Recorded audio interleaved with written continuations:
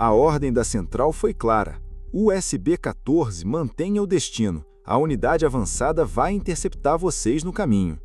Eu confirmei no rádio. Disse que tinha entendido. Mantive a ambulância naquela avenida escura, debaixo de uma chuva que parecia não ter hora para acabar.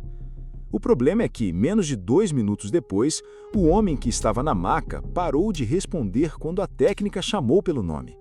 Naquele momento, havia 2 possibilidades: continuar seguindo a ordem da central e encontrar a equipe avançada alguns quilômetros à frente, ou abandonar a rota, virar à direita e entrar num hospital que já estava dizendo que não estava recebendo pacientes regulados. Uma direção obedecia à orientação que tínhamos recebido. A outra talvez fosse a única capaz de nos entregar uma porta antes que fosse tarde. E quem estava com as 2 mãos no volante era eu.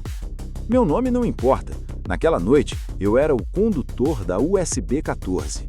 O plantão tinha começado às 7 da noite. Sexta-feira. Chuva fina desde o início da tarde e previsão de piorar durante a madrugada. Quando chove em cidade grande, não é só o asfalto que muda. O trânsito fica mais impaciente. As motos aparecem de qualquer lado. Os buracos desaparecem embaixo da água. E até quem normalmente abre passagem para uma ambulância demora mais para perceber de onde a sirene está vindo. Minha equipe naquela noite era formada por mim e pela Camila, técnica de enfermagem. Camila já trabalhava no serviço havia alguns anos. Era daquelas profissionais que não precisavam falar alto para você entender que a situação estava ficando séria. Quando ela ficava em silêncio, olhando para o paciente por tempo demais, eu já sabia que alguma coisa tinha mudado. Até perto das 11, o plantão estava movimentado, mas dentro do esperado. Uma queda sem gravidade, um homem alcoolizado encontrado dormindo na calçada, uma senhora com a pressão alterada, consciente, orientada e acompanhada pela filha. Depois, voltamos para a base. Eu desliguei a viatura, estiquei as pernas e peguei um café que já estava na garrafa há tempo suficiente para ser usado como combustível. Camila sentou na cadeira do outro lado da sala e começou a preencher o que faltava do atendimento anterior. Não deu tempo de terminar. O rádio chamou. USB-14, ocorrência clínica, paciente masculino, 67 anos, consciente, apresentando fraqueza intensa e episódio de desmaio. Familiar no local. Camila levantou antes mesmo da central terminar de passar o endereço. Pegou o material e eu deixei o copo de café pela metade, entrei na cabine, liguei a ambulância e confirmei o deslocamento. O endereço ficava num bairro residencial, do outro lado de uma região comercial que estava cheia. A chuva já não era mais fina, ela batia no para-brisa com força e o limpador mal conseguia acompanhar. Nos primeiros minutos, seguimos sem sirene. O paciente estava consciente e a informação inicial não indicava risco imediato. Mas logo depois, a central atualizou a ocorrência. USB-14, familiar informa que o paciente está muito pálido e suando bastante, refere também desconforto no peito. Camila olhou para mim, não precisou dizer nada. Eu acionei os sinais sonoros e luminosos. O trânsito abriu como conseguiu. Alguns carros foram para a direita, outros foram para a esquerda.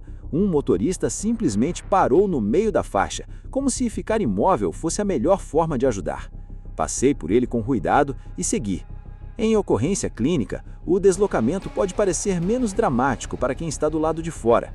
Não tem carro destruído, não tem fumaça, não tem uma pessoa caída no meio da rua. Mas algumas das situações mais graves começam dentro de uma casa silenciosa, com alguém dizendo que está apenas cansado. Chegamos ao endereço pouco antes da meia-noite. Casa de 2 andares, portão estreito. Uma mulher esperava na calçada, descalça, segurando um guarda-chuva que já tinha virado ao contrário por causa do vento. Assim que viu a ambulância, começou a apontar para dentro.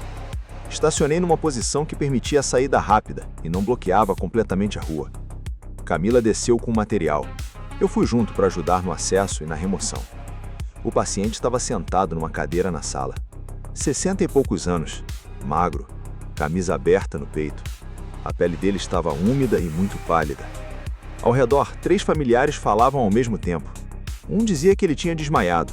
Outro dizia que não tinha sido desmaio, que ele apenas tinha fechado os olhos. A esposa repetia que aquilo já tinha acontecido antes e que da outra vez ele tinha melhorado depois de tomar água com açúcar. Camila se ajoelhou na frente dele e começou a avaliação. Eu pedi espaço. Não porque o condutor assume a avaliação clínica da técnica, mas porque ninguém consegue avaliar uma pessoa com 4 familiares encostados fazendo perguntas e tentando dar respostas por ela. O paciente estava consciente, respondia devagar, dizia que sentia um peso no peito e uma fraqueza diferente. Quando perguntamos há quanto tempo aquilo tinha começado, a família não entrou em acordo. 10 minutos, meia hora, talvez mais. Camila colocou os equipamentos, iniciou a avaliação e perguntou sobre doenças anteriores e medicamentos. As respostas vinham incompletas. O paciente tentava falar, mas a esposa respondia por ele. O filho procurava receitas dentro de uma gaveta. A filha queria saber para qual hospital nós o levaríamos, e eu ainda nem sabia se conseguiríamos tirá-lo daquela sala sem passar pela escada molhada da entrada. Camila se aproximou de mim. Vamos remover. Não estou gostando dele. Era tudo o que eu precisava ouvir. Fui buscar a cadeira de transporte. Enquanto preparávamos a saída, Camila atualizou a central. Passou os sinais que havia encontrado, o estado do paciente e a queixa principal. A central pediu alguns esclarecimentos e orientou que iniciássemos o transporte. O destino seria o Regional Norte. Ficava longe. Em condições normais, 20 minutos. Com aquela chuva e o trânsito daquela noite, provavelmente mais. Camila perguntou se poderíamos seguir para a unidade municipal que ficava no trajeto. Era muito mais perto. A resposta veio alguns segundos depois. Negativo. Unidade municipal temporariamente sem receber por regulação. Mantenha destino para o Regional Norte. Camila confirmou. Não discutiu. A Central não escolhe um destino apenas olhando um mapa. Existem vagas, capacidade de atendimento, especialidades, lotação, recursos e outros pacientes chegando ao mesmo tempo. Quem está dentro da ambulância enxerga aquele paciente. Quem está na central precisa enxergar a cidade inteira. Essa diferença é importante, mas também é exatamente onde os piores dilemas começam. Conseguimos retirar o homem da casa. A esposa queria acompanhar. Antes que entrasse, o filho a puxou pelo braço e disse que iria no lugar dela. Os dois começaram a discutir debaixo da chuva. Eu fechei as portas traseiras e falei que precisavam decidir rápido. O filho entrou. A esposa ficou na calçada, abraçada ao próprio corpo, vendo a ambulância sair. Lembro dela porque naquele momento pensei que voltaríamos poucas horas depois. Talvez o paciente recebesse atendimento, fosse medicado e ficasse em observação. Quase sempre, quando saímos de um endereço, imaginamos que a história continua sem nós. Naquela noite, eu não tinha certeza de que isso aconteceria. Iniciei o deslocamento para o Regional Norte. A chuva estava mais forte. O filho foi sentado na frente, no banco do carona. Camila permaneceu no salão com o paciente. Nos primeiros minutos, ela falava constantemente com ele. Perguntava o nome, perguntava onde ele estava, pedia que descrevesse o que sentia. As respostas chegavam devagar, mas chegavam. Pelo espelho interno, eu conseguia ver parte da movimentação dela. Não via o paciente inteiro. Via as mãos de Camila, os equipamentos, o reflexo das luzes no interior da ambulância e, de vez em quando, os olhos dela procurando os meus pelo espelho. O rádio chamou. Era a central pedindo atualização. Camila respondeu. Disse que o paciente permanecia consciente, mas estava mais sonolento e ainda apresentava desconforto. A central pediu que mantivéssemos o destino. Continuamos. Alguns quilômetros depois, o paciente tentou se levantar da maca. Camila segurou os ombros dele e pediu que permanecesse deitado. Ele parecia confuso. Perguntou onde estava. Camila respondeu. Poucos segundos depois, ele perguntou novamente. O filho ouviu tudo pelo pequeno vão entre a cabine e o salão. Começou a virar o corpo para trás. Pai, tá me ouvindo? Eu pedi que ele permanecesse sentado e com o cinto. Ele insistiu. Moça, meu pai tá piorando. Camila não respondeu imediatamente. Isso aumentou ainda mais o desespero dele. De forma firme, a ela tá cuidando dele. Eu preciso que você fique sentado para a gente continuar com segurança. Ele voltou para o banco, mas manteve o rosto virado. Camila chamou a central novamente. Informou a alteração. O médico regulador entrou na comunicação. Fez perguntas objetivas. Camila respondeu uma por uma. Depois de alguns segundos, recebemos a nova orientação. Uma USA seria enviada para nos interceptar. O encontro seria num posto de combustível localizado a alguns quilômetros à frente, próximo ao acesso da via expressa. Até lá, deveríamos manter o deslocamento e continuar atualizando qualquer mudança. Confirmei a rota. No papel parecia uma boa solução. Nós continuaríamos avançando para o hospital. A unidade avançada viria em nossa direção. As duas equipes se encontrariam no caminho. O paciente receberia o suporte da equipe avançada sem precisarmos voltar. O problema é que aquela solução dependia de 3 coisas que ninguém controlava completamente: o trânsito, a chuva e o tempo do paciente. A avenida começou a travar perto de um cruzamento alagado. 2 carros tinham tentado passar por uma área mais funda e ficaram parados. Os outros motoristas se espremiam pelas faixas laterais. A sirene gritava, mas não existia espaço para abrir. Eu reduzi. Subi parte da viatura numa área mais alta do asfalto e passei lentamente entre um ônibus e a mureta. O filho segurou o painel. Não dá para ir mais rápido? Eu olhei para ele por um instante. Se eu bater a ambulância, ninguém chega. Ele ficou calado. Algumas frases precisam ser duras porque a realidade já está sendo. Assim que passamos pelo alagamento, Camila me chamou pelo nome. A voz dela estava diferente. Tenta a central de novo. Peguei o rádio. Central, USB 14 solicitando contato. Nenhuma resposta. Tentei novamente. Chiado. Depois uma voz cortada que eu não conseguia entender. A chuva e alguns trechos da cidade sempre complicavam a comunicação. Normalmente eram segundos. Naquela noite, cada segundo parecia estar escolhendo um lado. Camila chamou o paciente. 1 vez. 2. Bateu levemente no ombro dele. Senhor, abre os olhos para mim. Nada. O filho começou a tirar o cinto. O que aconteceu? Eu falei mais alto. Permanece sentado. Camila continuou avaliando o paciente. Então olhou para mim pelo espelho. Ele não está respondendo como antes. Tá respirando? Tá, mas piorou muito. Tentei a central outra vez. Central, USB 14 para central. Paciente com rebaixamento importante. Solicitamos posição da USA. A resposta veio fragmentada. Consegui entender apenas uma parte. Mantenha, posto, unidade avançada, deslocamento. Central, repita. Silêncio. Chegamos ao ponto onde a avenida se dividia. Seguindo à esquerda, chegaríamos ao posto onde a USA deveria nos encontrar. Virando à direita, chegaríamos em poucos minutos à unidade municipal que tinha sido recusada como destino. Olhei para a placa. Esquerda, via expressa. Direita, pronto atendimento. A última ordem completa que eu tinha recebido era manter o caminho para encontrar a USA, mas a condição do paciente tinha mudado. Camila chamou por ele novamente. Nenhuma resposta. O filho começou a chorar. Não era um choro alto, era um som preso na garganta de alguém que ainda não tinha coragem de acreditar no que estava acontecendo. Pai, por favor. A seta estava chegando. Eu precisava escolher a faixa. Camila. Ela entendeu a pergunta. Eu preciso de uma porta. A USA está vindo. Eu sei, mas eu não sei onde ela está. Tentei mais uma vez.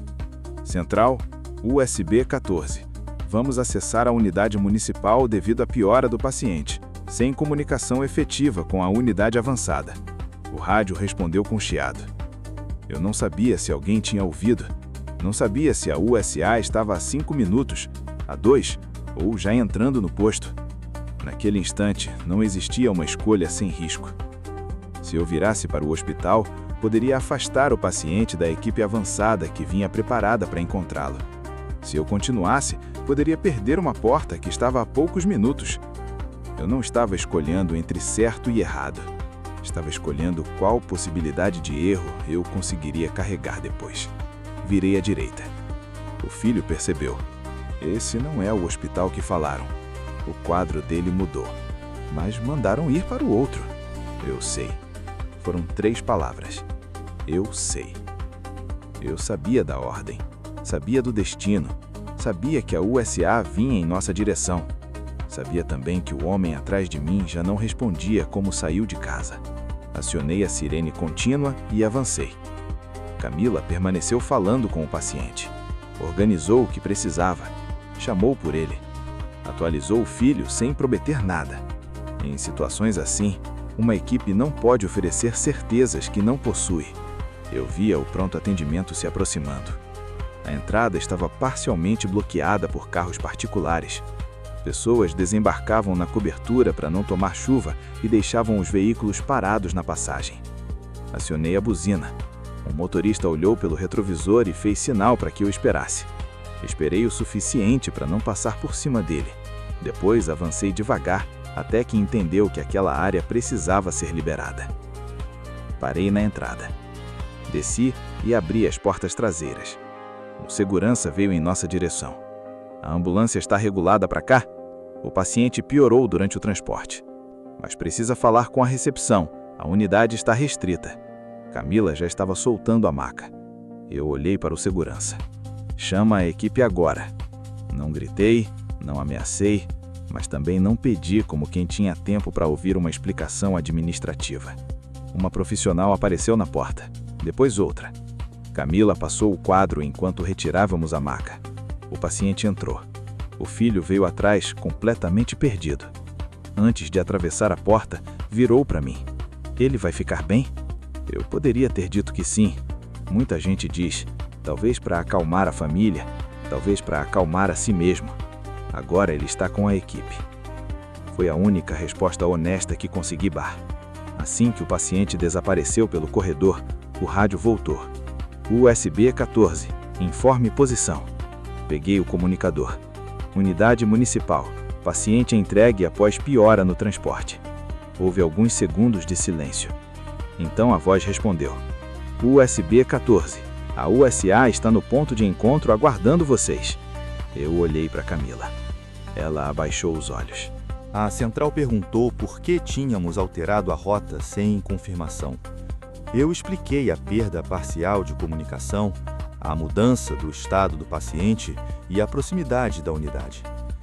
O médico regulador respondeu num tom firme, não agressivo, firme.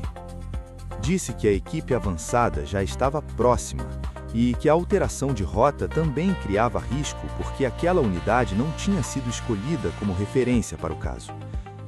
Eu sabia disso. Ele também sabia porque tínhamos virado. Ninguém precisava transformar aquela conversa numa disputa. A central trabalhava com as informações que recebia. Camila trabalhava com o paciente diante dela. E eu trabalhava com uma cidade molhada, 2 caminhos e um relógio que ninguém conseguia enxergar. Pouco depois, a própria equipe do hospital informou que o paciente precisaria ser transferido assim que estivesse em condições. A USA que deveria nos encontrar acabou sendo direcionada até lá. Quando chegou, um dos profissionais da unidade avançada passou perto de mim. Parou por alguns segundos. A gente estava a menos de 2 minutos do posto. Eu não respondi. 2 minutos. Talvez se eu tivesse seguido, a USA tivesse nos encontrado antes de chegarmos ao hospital. Talvez não. Talvez o trânsito tivesse fechado de novo. Talvez o paciente tivesse piorado ainda mais. Talvez a equipe avançada fosse exatamente o que ele precisava naquele momento. Talvez a porta mais próxima tivesse sido a melhor decisão. A parte mais difícil do plantão não é dirigir rápido, não é atravessar um cruzamento, não é manobrar uma ambulância numa rua estreita. A parte mais difícil é aceitar que algumas decisões precisam ser tomadas antes de todas as respostas chegarem. Ficamos na unidade até a situação ser organizada. Depois repusemos o material utilizado, limpamos o que precisava ser limpo e atualizamos a central. O filho permaneceu lá. A esposa estava a caminho. Eu nunca soube exatamente o que aconteceu com aquele homem depois da transferência. Nosso trabalho tem dessas coisas. Às vezes você acompanha alguém nos minutos mais importantes da vida dela e depois desaparece da história. Voltamos para a base perto das 3 da manhã. A chuva tinha diminuído. Camila sentou na mesma cadeira onde estava antes do chamado. O café ainda estava sobre a mesa. Frio. Eu fiquei em pé por algum tempo olhando para o rádio. Foi ela quem quebrou o silêncio. Você acha que a gente fez certo? Eu pensei antes de responder. Não porque não tivesse opinião, mas porque qualquer resposta simples seria uma mentira. Acho que a gente decidiu com o que tinha. Ela assentiu. Não disse mais nada. Existe uma diferença entre fazer a escolha perfeita e fazer a escolha possível. A escolha perfeita só aparece depois, quando você já sabe quanto tempo a USA demorou, quando já sabe se o hospital recebeu, quando já sabe como o paciente evoluiu. Na ambulância, a gente decide antes dessas informações existirem. A central tinha os seus motivos para mandar seguir. Nós tivemos os nossos motivos para virar. Talvez os dois lados estivessem certos. Talvez os dois lados estivessem errados. Talvez naquela noite não existisse uma decisão capaz de eliminar o risco. Só existiam caminhos diferentes para chegar até ele. Agora eu quero saber o que você faria. Você manteria a rota para encontrar a unidade avançada, seguindo a orientação da central? Ou entraria no hospital mais próximo depois que o paciente parasse de responder? Não responde pensando no que aconteceu depois. Responde pensando naquele cruzamento. Chuva na para-brisa, rádio falhando, um familiar chorando no banco ao lado, uma técnica dizendo que precisava de uma porta e poucos segundos para escolher a faixa. Porque é fácil decidir quando a ambulância já parou. Difícil é decidir com ela em movimento. Por trás da sirene, existe uma história que ninguém vê. Até o próximo plantão. Câmbio final.